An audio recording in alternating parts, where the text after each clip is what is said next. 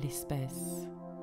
Du plus ancien des Grecs à la tête pensante, au marin éperdu sur sa coque branlante, du doux rêveur au menton haussé à tout âge, aux amoureux transis enlacés sur la plage, qui n'a eu un jour la tendance à jeter un œil quand on y pense, vers là-haut, les nuages, le ciel, le soleil, la lune, les étoiles où semble-t-il l'on veille.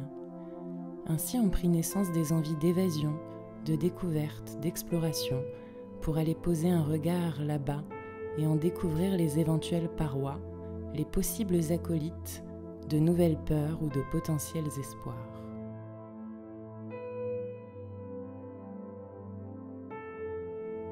Dans cette nouvelle série consacrée aux explorateurs de notre univers, je vais vous raconter celles et ceux qui ont pris leur courage à deux mains et ont osé faire le premier pas vers le vide intersidéral.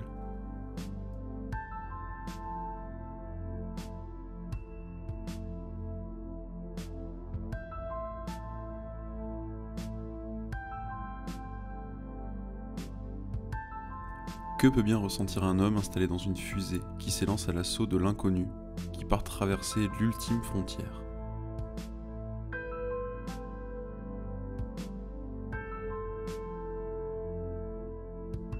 Aujourd'hui, nous allons nous intéresser au premier d'entre eux, Youri Gagarin.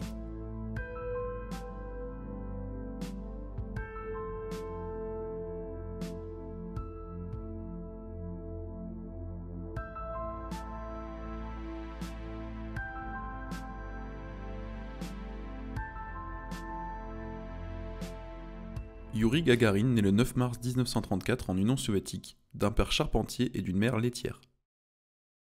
Son enfance est marquée par la Seconde Guerre mondiale et l'occupation de son village par l'armée nazie.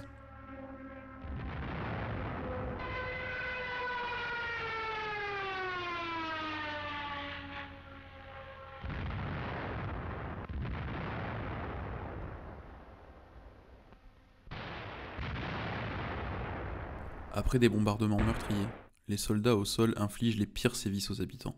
Torture, passage à tabac, viol. Youri, âgé d'à peine 8 ans, et sa famille sont délogés, contraints à la fuite, et se retrouvent à vivre dans un abri de fortune, creusé à même le sol. Après la libération vient la fin de la guerre, suivie d'un retour aux études. Youri ne peut pas se construire sur ce champ de ruines qu'est devenu sa région, et part pour Saratov, après un court passage sur Moscou. Le souvenir d'un avion de chasse se posant à côté de son village durant la guerre refait surface, et Youri s'inscrit au club de pilotage de la ville. En 1955, il passe à l'étape supérieure et s'engage dans l'armée afin d'y devenir pilote.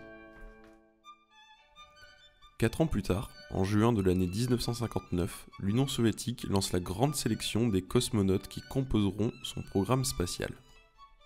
Youri s'étant illustré par ses incroyables qualités de pilote et d'être humain, est choisi pour y prendre part. Mais s'il participe à ce programme, c'est aussi grâce à son gabarit.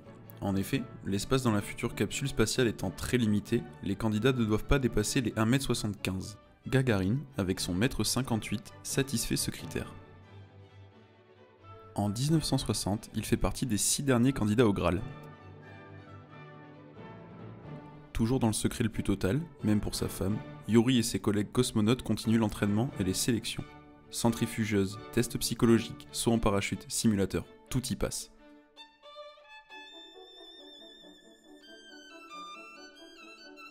Finalement, en mars 1961, une commission se réunit pour décider qui sera l'élu.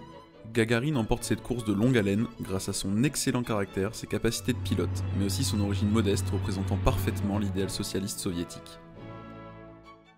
Après 2 vols tests en Mars transportant des animaux effectués avec succès, les dirigeants de l'URSS décident de passer à l'étape suivante. C'est après avoir appris grâce à leurs espions les progrès du programme Mercury, le programme spatial habité américain, qu'ils fixent la date du vol de Gagarin au 12 avril 1961. Dans ce contexte de guerre froide, les soviétiques veulent et doivent absolument conserver leur avance dans la course à l'espace gagnée grâce à Spoutnik. Le matin du 12 avril, Youri se réveille après une nuit de sommeil calme et profonde. Il est aidé par les techniciens à enfiler sa combinaison spatiale. Le responsable du programme, Sergueï Korolev, passe lui souhaiter bon courage. Il en profite pour lui glisser dans l'oreille « J'espère qu'un jour tu marcheras sur la Lune ». Korolev est terriblement stressé car les chances de réussite ne sont évaluées qu'à un faible 50%. Youri prend place dans la capsule du vol Vostok 1.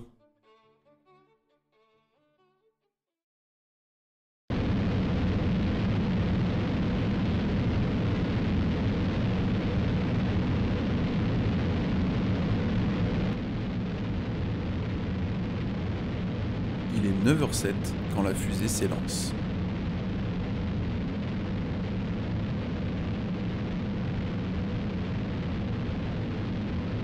Et c'est parti. Comment te sens-tu, camarade Yuri? Bien, et vous? Je vois les nuages, le site d'atterrissage, c'est magnifique. Le vaisseau s'élève encore jusqu'à atteindre son orbite.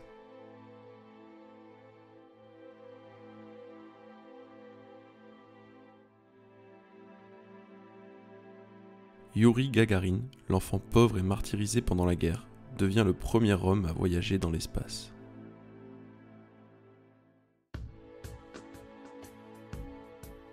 Il effectue une révolution d'1h29 autour de la Terre. Un temps assez long pour se rendre compte de la beauté de la planète bleue, mais aussi qu'il peut manger, boire et travailler. Il en conclut que la pesanteur n'est pas un obstacle pour évoluer dans l'espace. Après ce vol historique, arrive la phase du retour sur Terre. Les rétrofusées s'enclenchent et la rentrée atmosphérique commence. Malheureusement, à cause d'un problème technique, le vaisseau tourne sur lui-même. Tout tourne, je vois l'Afrique, puis l'horizon, puis le ciel. J'ai à peine le temps de protéger mes yeux du soleil. À cause de cette rotation, le bouclier thermique devient inutile.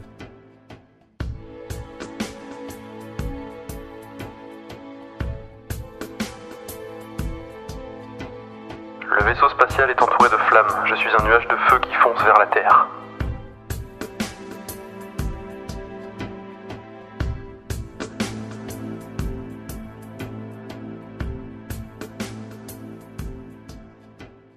Yuri garde son sang-froid et parvient malgré tout à s'éjecter à quelques kilomètres du sol.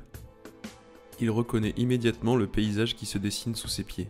Lui qui arrive d'un lieu qu'aucun homme n'avait jamais visité, voilà qu'il atterrit à Saratov.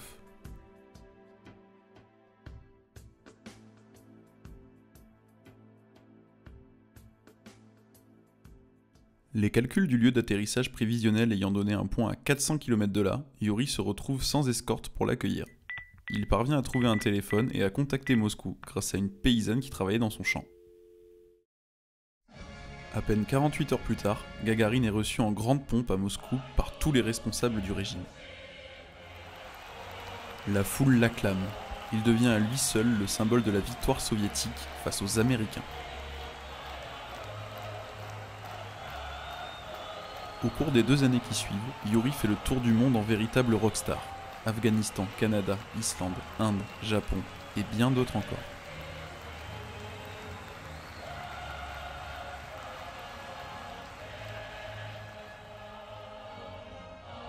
Il est bien sûr obligé de mentir lors des interviews et raconte que le vol s'est déroulé sans aucune encombre.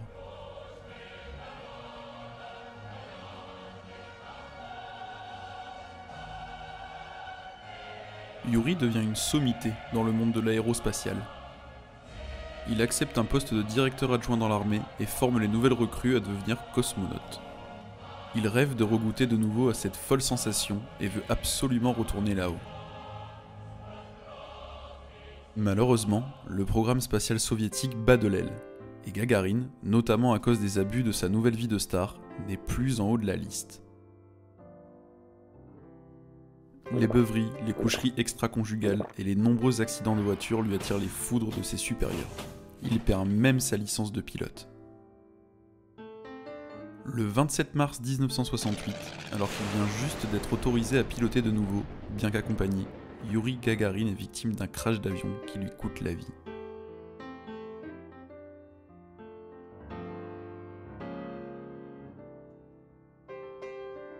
Les causes de l'accident sont plutôt floues. Alexei Leonov, à qui nous consacrerons très prochainement un épisode, imputera en 2013 la faute à un second avion non autorisé qui aurait pris l'appareil de Gagarin dans ses turbulences de sillage. Yuri Gagarin est aujourd'hui une véritable légende, lui qui aura su prendre sa revanche sur la vie. Il est retourné aux étoiles, là où se trouve sa place.